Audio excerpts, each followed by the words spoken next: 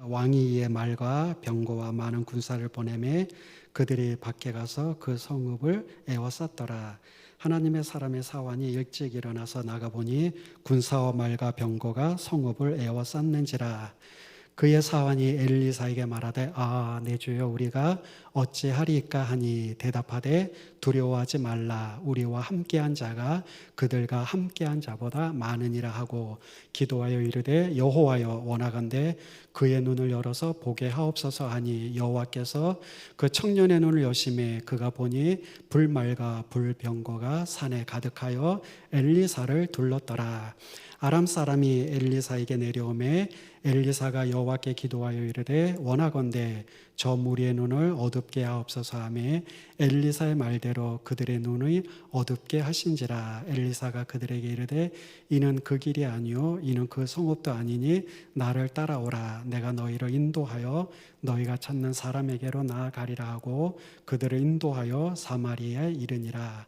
사마리아에 들어갈 때에 엘리사가 이르되 여호와여 이 무리의 눈을 열어서 보게 하옵소서 하니 여호와께서 그들의 눈을 여심해 그들이 보니 자기들이 사마리아 가운데 있더라. 이스라엘 왕이 그들을 보고 엘리사에게 이르되 내 아버지여 내가 치리이까 하니 대답하되 치지 마소서. 칼과 활로 사로잡은 자인들 어찌 치리이까. 떡과 물을 그들 앞에 두어 먹고 마시게 하고 그들의 주인에게로 돌려 보내소서 하는지라.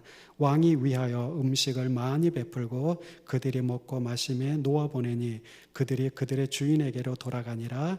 이로부터 아람 군사의 부대가 다시는 이스라엘 땅에 들어오지 못하니라.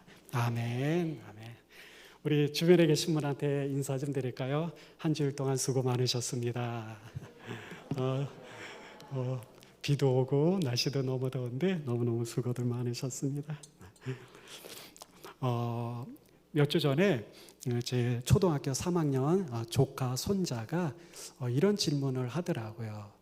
무슨 질문이냐면은 예수님 십자가상에 달리셨을 때에 내가 오늘 나와 함께 낙원에 있으리라고 예수님이 대답을 해주셨는데 그 강도가 우편 강도예요? 좌편 강도예요? 너무 쉬운 문제입니다. 자, 손 들어 주십시오.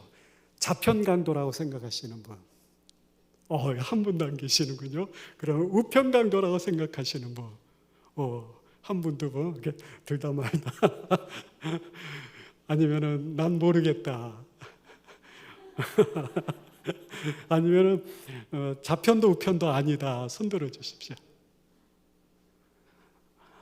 예. 저도 예전에 가끔 설교를 하면 이제 그렇게 얘기를 한 적이 있습니다. 예수님께서 우편 강도에게 이러이러한 말씀을 하셨다. 그런 적이 있거든요. 근데 엄밀하게 얘기해서 성경을 읽어보면 좌우편 강도 다 아닙니다. 여러분이 마태복음 27장부터 그 예수님 십자가에 그 못 박힌 그 사건을 보면 대부분 오른쪽 강도로 알고 있는데 엄밀하게 얘기하면 성경에 우편도 좌편도 어느 쪽이라고 기록하고 있지 않습니다. 근데 대부분 우리는 어떻게 생각합니까? 당연히 우편 강도라고 생각을 합니다.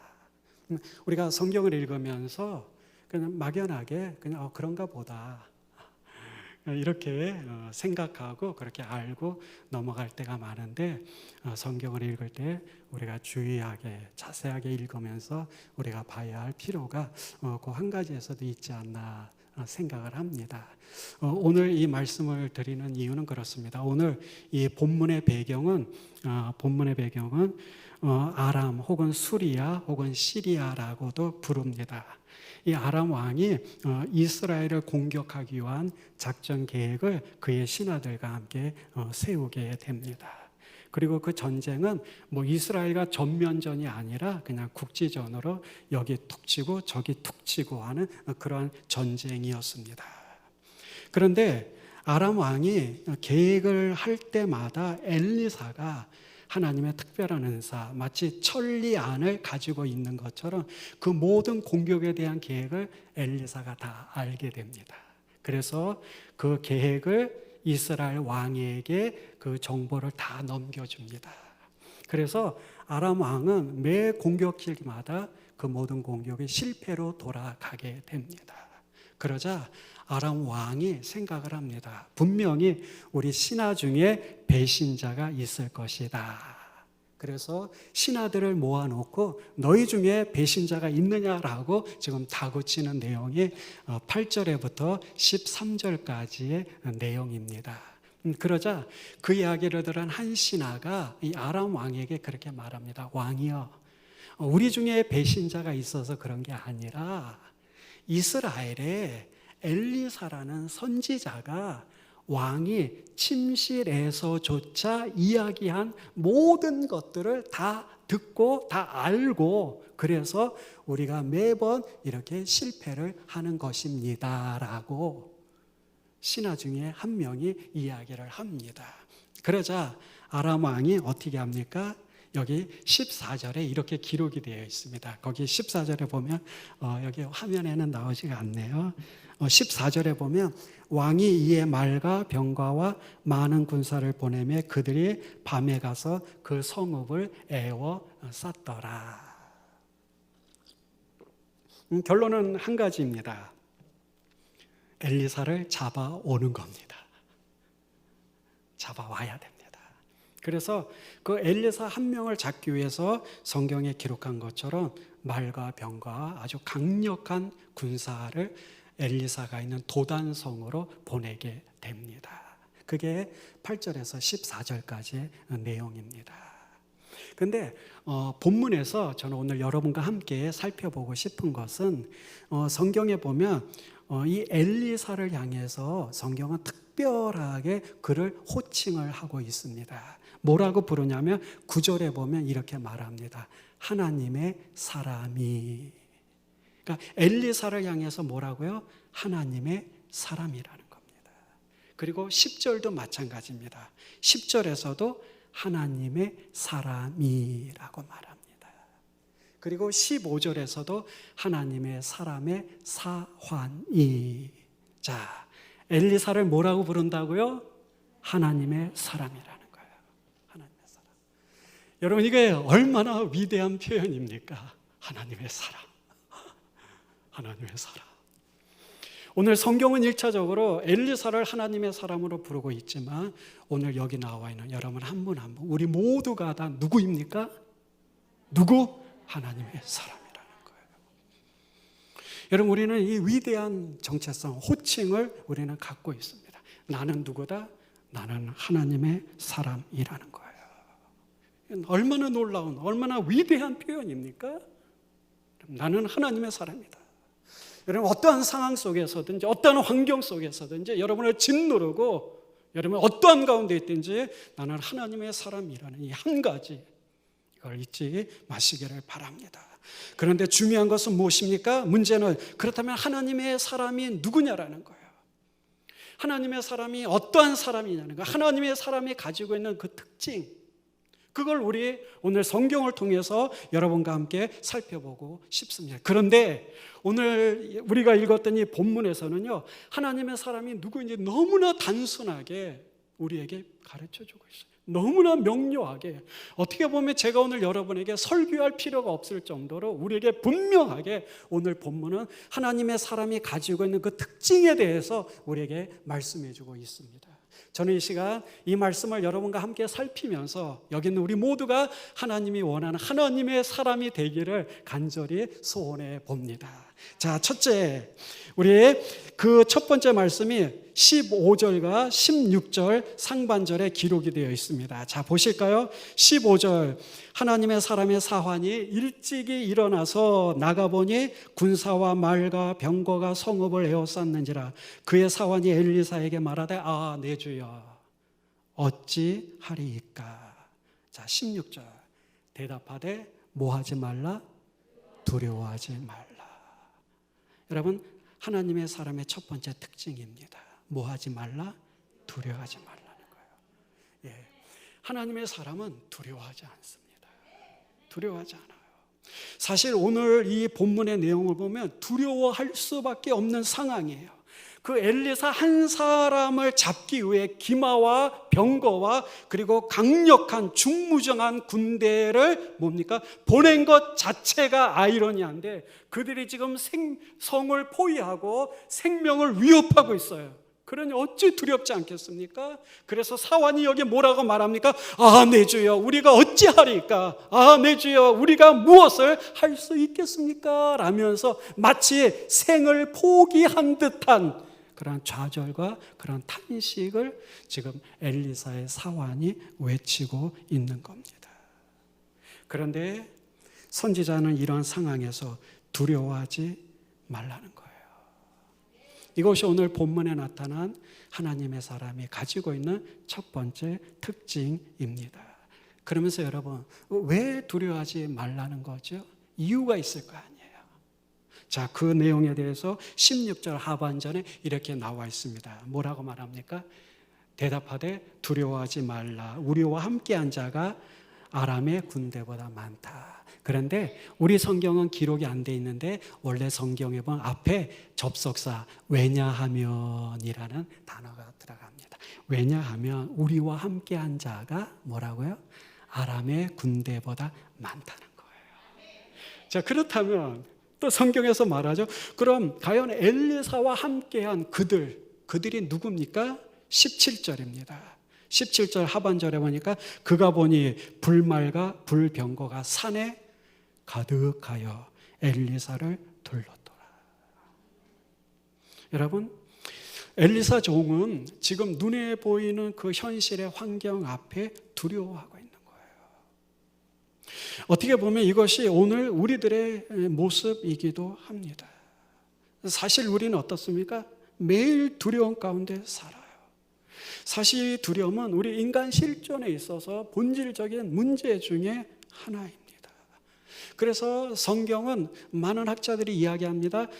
두려워하지 말라라는 이 수가 366회 기록이 되어 있다라고 이야기합니다. 그래서 우리는 매일같이 두려워하지 말라라는 이 말씀을 우리는 계속해서 되새겨야 한다라는 거예요. 우리는 늘 두렵습니다. 늘 두려워합니다. 여러분, 무엇 때문에 두려워합니까? 실패에 대한 두려움이 있죠. 다른 사람이 나를 밀어낼까 봐, 내가 왕따 당할까 봐, 혹은 제가 이제 나이가 점점 들어가니까 나 이러다가 건강에 무슨 이상이 있으면 어떡하지? 암보험 하나 들어야 되지 않나? 이런 두려움이 있습니다. 우리는 늘 두려워했어요. 그 내용이 틀려서 그렇지 여기 앉아있는 여러분 중에 두려워하지 않는 분은 한 분도 안 계실 거예요. 그런데 오늘 성경은 이렇게 이야기하면서 불말과 불병거가 산에 가득하다라고 우리가 두려워하지 말아야 될 이유를 이야기하고 있어요. 네, 여러분, 저는 이 말씀을 통해서 저는 마태복음에 있는 예수님께서 말씀하신 4가지 부류의 사람들을 한번 생각해 보고 싶어요. 그 첫 번째가 뭐냐면 마태복음 8장 26절입니다. 우리 젊으신 분들은 찾아보시면 좋겠어요. 자, 마태복음 8장 26절에 보면 뭐라고 말합니까? 예수께서 이르시되 어찌하여 무서워하느냐? 믿음이 뭐한 자들아? 적은 자들아. 마태복음에서는 4부류의 사람들을 향해서 예수님이 믿음이 적은 자들이라고 책망하고 하시는 내용이 나와요. 누가복음에서는 딱 한 번 나옵니다. 마태에서는 4번 나와요. 여기 있는 것처럼 그대로입니다. 바다에 큰 놀이 일어서 물결이 뒤덮이죠. 예수님은 고물에서 주무시고 계시죠. 제자들이 뭐라고 합니까? 막 예수님을 깨우면서 주여 우리가 죽게 된 것을 보지 않으십니까? 라면서 주무시는 예수님을 깨웁니다. 그런데 예수님이 뭐라고 말씀하셔요? 어찌하여 무서워하느냐? 믿음이 적은 자들아. 여기 무서워한다라는 것은 겁장이라는 의미가 있습니다. 마음이 소심한 거. 어쨌든 두려워하는 자를 향해서 믿음이 적은 자라고 책망하시는 음성을 들을 수가 있어요. 그리고 두 번째 마태복음 6장 30절 31절입니다. 자, 30절 31절에 보면 거기 뭐라고 말합니까? 오늘 있다가 내일 아궁이에 던지는 들풀도 하나님이 이렇게 입히시거든. 하물며 너일까 보냐. 믿음이 적은 자들아. 그러므로 뭐하여 이르기를? 염려하여 이르기를. 누가 믿음이 적은 자라고요? 염려하는 자. 염려하는 자. 믿음이 적은 자라고 말씀합니다. 제가 미국에서 한 20년 정도 살다가 작년 4월에 한국에 오지 않았습니까? 왔는데 뭐 평생 목회를 하다 보니까 뭐 가진 게 없어요. 감사하게 제가 한 8평, 9평 정도 되는 지하에서 저희들이 살았습니다. 근데 지하에서 살다 보니까 너무너무 힘든 게 많아요. 비가 오면 비가 오는 대로 또 곰팡이 냄새부터 시작해가지고 그 빌라가 한 30년 이상이 된 빌라였는데 너무너무 힘들었어요. 그래서 하나님 앞에 매일 기도했습니다. 주님, 이 빌라에서 좀 나가고 싶어요. 좀 떠나고 싶어요. 도와주세요. 근데 드디어 올해 4월에 김포로 이사를 갔습니다. 그런데 그 빌라를 팔았는데 저희가 한 5천만 원 정도에 팔았습니다. 사실 그 가격에 팔 수 있는 가격이 아니거든요. 근데 놀랍게 한 5천만 원 주고 팔았어요. 그랬더니 기가 막힌 게 뭐냐 하면 저희가 김포에 있는 신동 아파트라는 데로 이사를 갔는데 2천만 원짜리 보증금에 월세로 갔습니다. 그리고 나서 저희 아들하고 며느리가 김포에 어학원을 올해 1월부터 시작을 했는데 하다 보니까 학부모들이 전부 다 차를 요구하는 거예요. 그래서 어쩔 수 없이 중고차 승합차를 샀는데 한 1년 반 정도 된 거 그거 사는데 한 3천만 원 정도가 들어갔습니다. 그래서 기가 막히지 않습니까? 5천만 원에 팔아서 2천만 원은 보증금으로 3천만 원 그 중고차 값으로. 사실 참 걱정이 많았어요. 여긴 나가야 되는데 이사를 꼭 가야겠는데 도저히 방법이 없었는데 하나님께서 놀랍게 1년이 지나고 나니까 그래서 올 4월 달에 김포로 이사를 갔습니다. 우리 늘 염려하잖아요. 그렇죠? 목사님 저도 늘 염려합니다. 왜? 저도 사람인데 지금도 염려가 많습니다. 근데 본문은 뭐라고 말합니까? 염려하지 마. 염려하지 마. 여러분 말씀드립니다. 저는 정말 모든 어려운 가운데서 지금까지 왔기 때문에 너무 많은 것들을 경험을 해서 압니다. 여러분 염려하지 마십시오. 염려하지 마십시오. 그래서 주님이 믿음이 적은 자라고 말씀을 하십니다. 그리고 세 번째 마태복음 14장 31절입니다. 자, 14장 31절에 예수께서 즉시 손을 내밀어 저를 붙잡으시며 가라사대 믿음이 적은 자여 왜 의심하였느냐. 누가 믿음이 적다? 의심하는 자. 예수님께서 밤 사경에 갈릴리 바다 무리를 걸어서 오셨죠. 그때 제자들이 무리를 걸어서 오시는 그 예수님을 보고 유령인 줄 알고 그들이 두려워 떨고 있었죠. 그때 주님 말씀하죠. 내니 두려워하지 말라. 그때 베드로가 말합니다. 뭐라고요? 주여 주님이시거든 저도 무리를 걸을 수 있게 해주십시오. 그래서 인류 역사에 무리를 걸은 사람은 두 사람, 예수님 그리고 베드로. 그런데 어떻습니까? 베드로가 자기를 향해 불어오는 그 바람을 보고 어떻게 하죠? 두려워 물에 빠집니다. 그 사건이 이 마태복음 14장에 나와 있는 사건입니다. 그래서 예수님 말씀하죠. 뭐라고요? 왜 의심하느냐? 왜 의심하느냐? 믿음이 적은 자야. 그러니까 의심하는 자를 향해서 믿음이 적은 자라고 말합니다. 그리고 마지막 16장 8절입니다. 마태복음 16장 8절 예수께서 하시고 가라사대 믿음이 적은 자들 어찌 떡이 없으므로 서로 의논하느냐. 너희가 아직도 깨닫지 못하느냐. 떡 5개로 5,000명을 먹이고 주인 것이 몇 바구니냐. 자, 여기 믿음이 적은 자 누구를 향해서? 여기 보면 깨닫지 못하는 자. 그런데 좀 더 나가서 이 배경이 그렇습니다. 예수님이 바리새인과 사두개인의 누룩을 주의하라고, 그들의 가르침을 주의하라고 말씀을 하시는데, 제자들이 누룩이라는 단어를 듣고 나니까 뭡니까? 그들이 떡 가져온 거를 잊어버린 거예요. 그래서 그들은 떡으로, 빵으로 생각을 합니다. 그래서 예수님이 이 말씀을 하신 거야. 믿음이 적은 자들아, 왜 깨닫지 못하느냐. 결국은 깨닫지 못하는데 뭘 깨닫지 못하는 거예요? 여기 말한 대로 오병이어의 역사, 그리고 4,000명을 먹이신 이 역사. 그러니까 결국은 예수님을 신뢰하지 못하는 것에 대한 책망입니다. 그러니까 예수님께서 행하셨던 5,000명을 먹이시고 4,000명을 먹이셨던 그 놀라운 주님의 능력, 그걸 깨닫지 못하고 그것을 신뢰하지 못하는 제자들을 향해서 믿음이 적은 자라고 말씀하고 있습니다. 이렇게 마태복음은 네 부류의 사람을 향해서 믿음이 적은 자라고 책망을 하셔요. 근데 여러분, 계시록 21장 8절을 보면 이렇게 말씀합니다. 그러나 두려워하는 자들과 믿지 아니하는 자들과 등등등등 불과 유황으로 타는 못에 참여하리니 이것이 둘째 사망이라. 여러분, 둘째 사망에 들어가는 자들이 누구라고요? 믿지 않는 자, 그리고 두려워하는 자들이라고 말씀하고 계십니다. 그러니까 우리가 믿지 못한다는 것, 그리고 우리가 두려워한다라는 것, 이것이 얼마나 주님 앞에서 합당하지 못한 모습인가를 우리는 생각해야 됩니다. 그러므로 여러분, 두려워하지 마십시오. 겁쟁이가 되지 마십시오.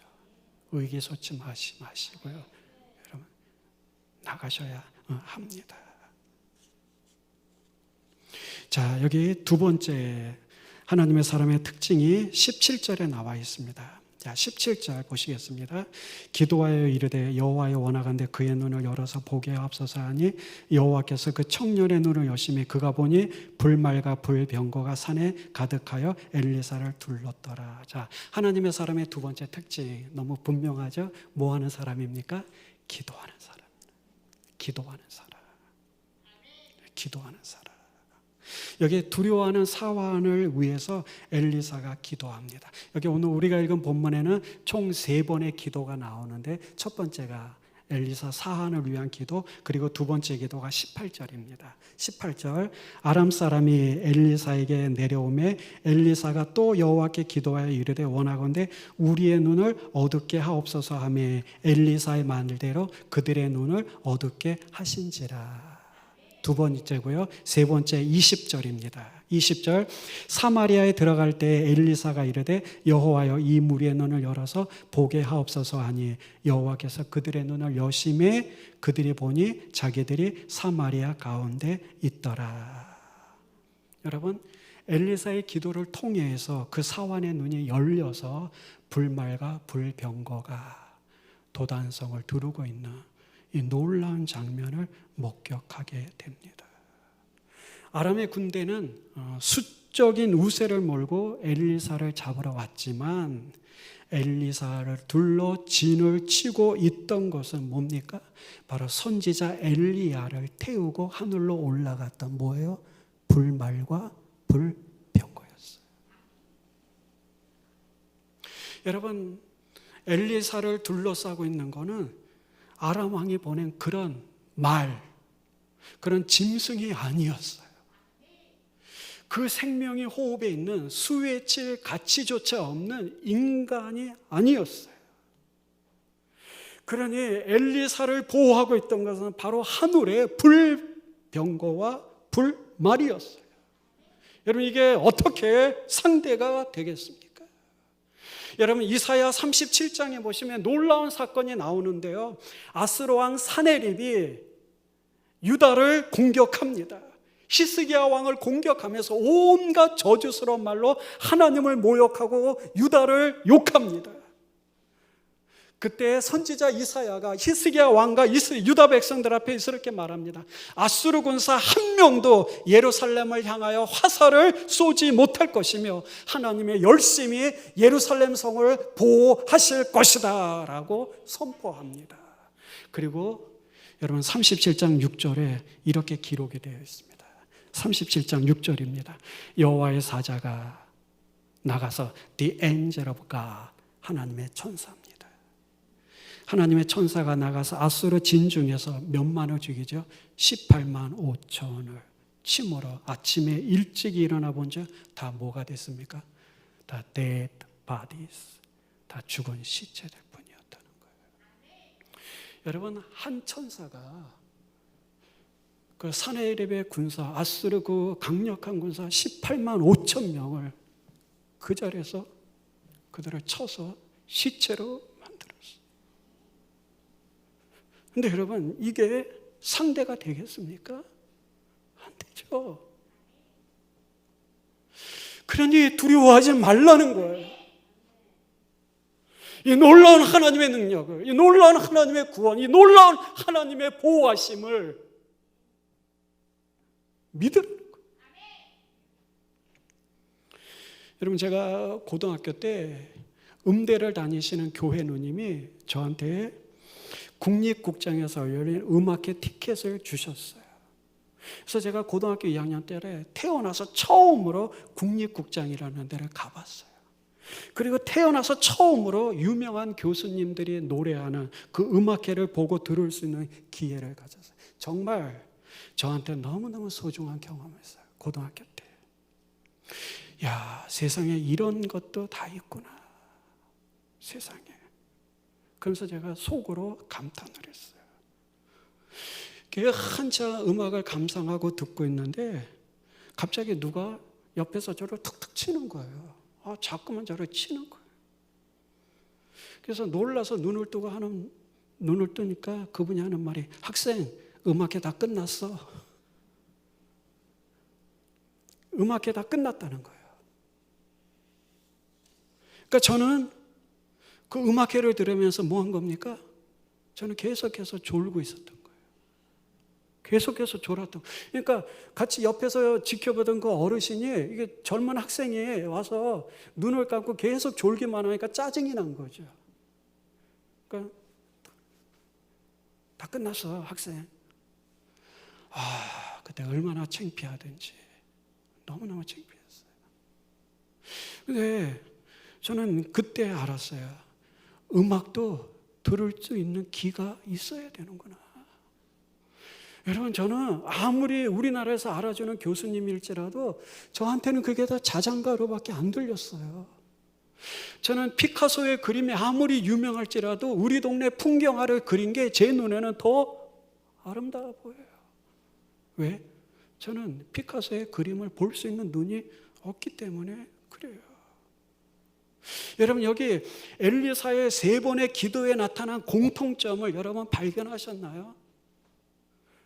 여기 엘리야의 기도의 공통점 3번에 나타나는 게 뭐죠? 다 눈이에요. 엘리사가 자기 사환의 눈이 열리기를 위해서 기도했고, 아람 군대가 쳐들어올 때 그들의 눈이 감기기를 위해서 기도했고, 그리고 마지막으로 그들의 눈이 열리기를 위해서 엘리사가 기도했던 거예요. 여러분, 우리의 영적인 일도 다 아시는 것처럼 그렇습니다. 우리의 영의 눈이 열리지 않으면 우리와 함께 하시는 하나님의 그 신령한 능력, 그 기이한 은혜를 우리는 발견할 수 없는 거예요. 저처럼 그냥 졸 수밖에 없는 거예요. 여러분, 사도행전 9절에 보면 바울이 다메섹 도상으로 가다가 하늘에서 비치는 그 엄청난 빛을 통해서 눈이 어떻게 되죠? 멀어버립니다. 장님이 돼버려요. 그리고 다메섹, 참 신기하죠? 여기 이 수리아, 이 아람, 이 나라의 가장 중요한 도시가 바로 이 다메섹이거든요. 다마스커스, 다메섹인데 여기 지금 바울이 장님이 된 것이 어디예요? 바로 다메섹 도상에서 그랬던 거예요. 그런데 바울이 그렇게 눈이 멀고 나서 어떻게 됩니까? 하나님께서 아나니아를 통해서 바울에게 가서 안수하게 하고 그의 눈에서 사도행전 9장에 나옵니다. 그의 눈에서 비늘 같은 것이 벗겨졌다라고 표현을 하고 있어요. 여러분, 이 말씀을 드리는 것은 우리 다음 주 금요일부터 시작해서 우리 유초등부부터 시작해서 중등부, 고등부 그리고 청년부들이 계속해서 여름 수련회를 갖습니다. 여러분, 우리 부모된 우리가, 선생된 우리가 뭘 위해서 기도해야 될까요? 여러분, 우리 아이들이 영적인 눈이 열리기를 위해서 기도하셔야 돼요. 우리 학생들이 영의 눈이 열리기를 위해서 기도해야 되고, 우리 청년들이 영의 눈이 열리기를 위해서 기도해야 되고, 우리 주변에 주님을 알지 못하는 여러분의 남편과 여러분의 아내와 아직도 예수 믿지 못하는 우리 주변의 많은 영혼들을 향해서 우리 기도 제목이 뭡니까? 하나님, 저들의 눈이 열리게 하옵소서. 이게 우리 기도의 제목이 되어야 합니다. 여러분, 고린도후서 4장 3절에 보면 이런 말씀이 있죠. 만일 우리의 복음이 가리었으면 망하는 자들에게 가리워진 것이라. 그 중에 이 세상 신이 믿지 아니하는 자들의 마음을 혼미케 하여 그리스도 영광의 복음의 강체가 비치지 못하게 하매니 그리스도는 하나님의 형상이니라. 여러분, 우리는 잘 알잖아요. 천사가 얼마든지, 아니 마귀가 얼마든지 빛의 천사로 가장을 하잖아요. 제가 학생 때만 해도 귀신 들린 사람들이 그렇게 많았어요. 그런데 요즘 예전처럼 귀신 들린 사람은 거의 찾아보기가 쉽지 않아요. 그런데 분명한 사실은 뭡니까? 여기 성경에 기록한 대로 우리 가운데, 우리 주변에, 우리 이웃 중에 이 복음의 빛이 가리워진 사람이 너무너무 많다는 거예요. 너무너무 많아요. 그래서 오늘 바울이 이야기한 것처럼 이 세상 신이 믿지 아니하는 자들의 마음을 혼미케 한다라는 거예요. 여러분, 이 말씀 믿으십니까? 우리가 정말 우리 주변에 하나님을 알지 못한 사람, 여러분, 우리가 예수님을 나의 주님으로 믿고 나의 하나님으로 고백한다는 이 신앙의 고백이 여러분 얼마나 위대한지 여러분 아십니까? 이 고백은 말이죠, 아무나 할 수 있는 게 아닙니다.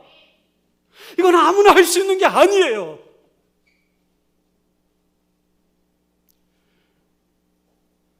여기 우리 주변에 이 영광의 복음의 광채가 가리우도록 우리 주변에 많은 영혼들이 사탄에 의해서, 어둠의 영들에 의해서 그들이 그리스도를 발견하지 못하는 그 모습들을 우리는 얼마든지 확인할 수가 있습니다.